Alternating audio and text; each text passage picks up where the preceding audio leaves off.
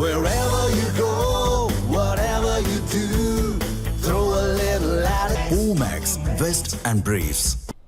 தமிழ் புத்தாண்டையொட்டி சென்னை வடபழனி முருகன் கோயிலில் பக்தர்கள் தங்களது குடும்பத்தோடு நீண்ட வரிசையில் காத்திருந்து சாமி தரிசனம் செய்து வருகின்றனர். இது தொடர்பான கூடுதல் தகவல்களோடு இணைப்பில் இருக்கிறார் எமது செய்தியாளர் நாகராஜன். அவரிடம் விவரங்களை கேட்டு பெறலாம். நாகராஜன், சித்திரை 1 இன்று தமிழ் புத்தாண்டு கோலாகலமாக கொண்டாடப்பட்டு வருகிறது.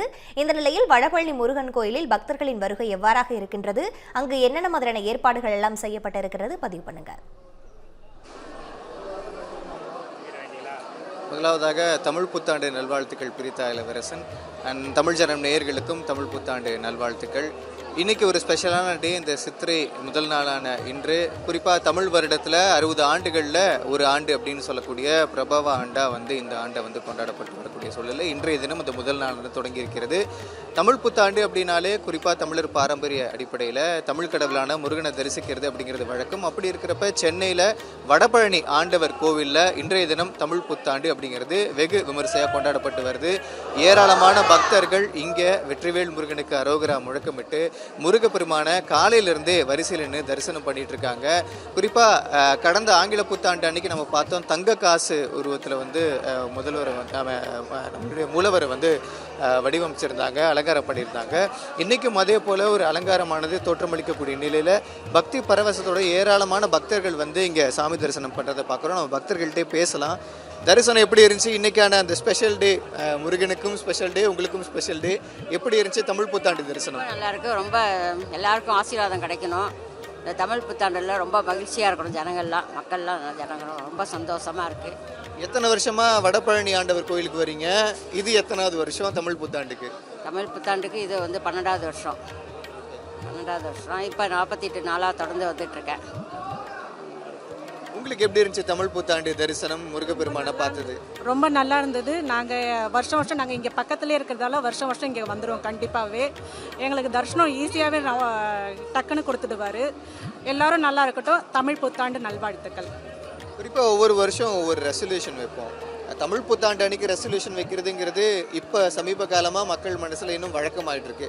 முன்னாடி பாரம்பரியமாக இருந்தது, இப்போ வழக்கமாயிட்டு இருக்கு. ஆங்கில புத்தாண்டை நோக்கி நிறைய பேர் போனாலும் தமிழ் புத்தாண்டப்போ நம்ம எடுக்கக்கூடிய அந்த ரெசல்யூஷனும் அந்த 12 மாதங்கள் முடியக்கூடிய நிலையில் அது முடிவடையக்கூடிய நம்மளோட இலக்கும் இருக்கும். உங்களுக்கு எந்த மாதிரி ரெசல்யூஷன் இருக்குது? குறிப்பாக என்ன வேண்டிக்கிட்டீங்க உலகத்துக்காக, மக்களுக்காக? உங்களுக்கு நீங்கள் சொல்ல வேணாம். எனக்காக நான் வேண்டலை, என்னோட குழந்தை நல்லா படிக்கணும், நல்லா இருக்கணும்னுட்டு எல்லாரும் நல்லா சந்தோஷமாக இருக்கணும். கோவத்தை எல்லாரும் கம்மி பண்ணிக்கணும். அதுதான். தேங்க்ஸ். ஸோ ஒரு போர் சூழல், பல பிரச்சனைகள் உலகத்தில் இதெல்லாம் நடந்துட்டு இருக்கிறப்போ உலக அமைதி அப்படிங்கிறது தேவைப்படுது. அதனால தான் நான் உலகத்துக்கு உங்கள்கிட்ட ஒரு கேள்வி கேட்டேன்.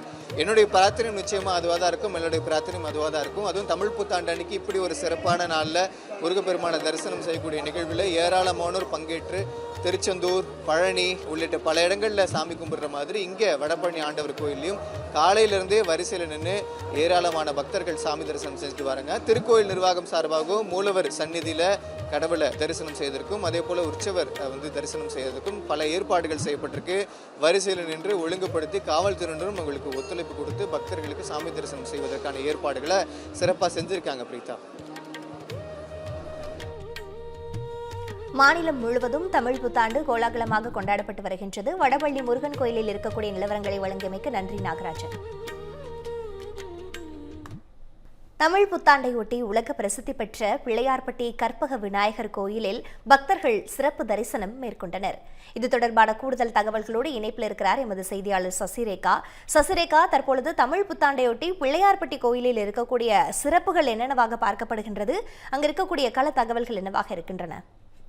கண்டிப்பாக பிரீதா, தமிழ் புத்தாண்டையொட்டி பிரசித்தி பெற்ற பிள்ளையார்பட்டி கற்பக விநாயகர் கோவிலில் இன்று அதிகாலை 4:30 மணிக்கு நடை திறக்கப்பட்டது.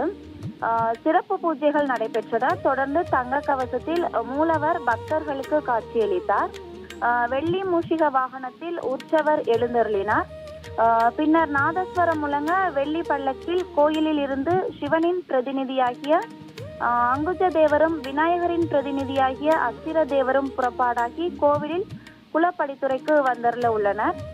அங்கு தேவார பாடல்களுடன் அங்குச்ச தேவரும் அஸ்திரி தேவருக்கும் பிச்சை குறுக்கள் தலைமையில் சிவாச்சாரியர்கள் வேத மந்திரங்கள் முழங்க ஆராதனை நடத்த உள்ளனர். பின்னர் பால், சந்தனம், பன்னீர் உள்ளிட்ட 11 வகையான வாசனை திரவியங்களால் அபிஷேகம் நடைபெற உள்ளது. தொடர்ந்து கோவில் குளத்தில் தீர்த்தவாரி உற்சவம் நடைபெற உள்ளது. இதை காண தமிழகம் முழுவதும் இருந்து ஏராளமான பக்தர்கள் வந்திருந்தனர். தொழில் வணிகம் சிறப்பாக நடைபெற வேண்டி கோவில் வளாகத்தில் அமர்ந்து சிலர் புது கணக்கு தொடங்கி வழிபாடு செய்தனர். பிரீதா, தமிழ் புத்தாண்டையொட்டி பிள்ளையார்பட்டி கற்பக விநாயகர் கோயிலில் புது கணக்கு தொடங்கி பக்தர்கள் வழிபாடு செய்திருக்கின்றார்கள். கள தகவல்களுக்கு நன்றி சசிரேகா.